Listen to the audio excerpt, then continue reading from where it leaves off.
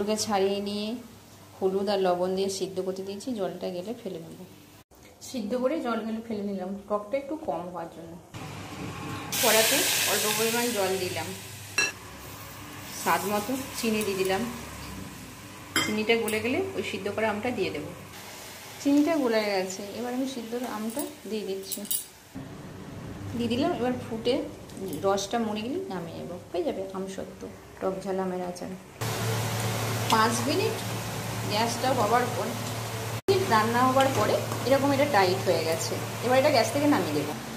Gas থেকে নামিয়ে নিয়েছি, এবার আমি ঢেলে নিয়েছি। এটাকে তেল মাখিয়ে স্টিলের থালাতে পাতলা করে এরকমভাবে মিলিয়ে দিলে, এবার প্যানের তলায় রেখে দিলে এটা আমসত্ত্ব হিসেবেও খেতে পারবেন,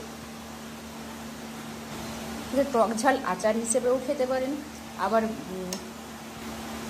আবার জ্যাম জেলি হিসাবেও ব্রেডের সাথেও আপনারা ব্যবহার করতে পারেন, কারণ খুবই অল্প টাইমে হয়ে যায় এটা।